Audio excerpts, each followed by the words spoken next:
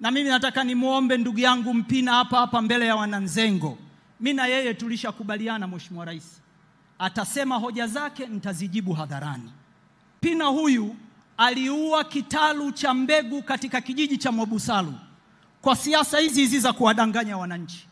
Serikali ikakiondoa. Wananchi wale walikuwa wanapata zaidi ya milioni 250 mpaka milioni 320.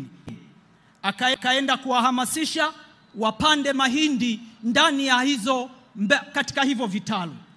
Hatuwezi kuruhusu mfumo huu ambao wanao, na mwaka 2019-20 alikuwemo kwenye serikali.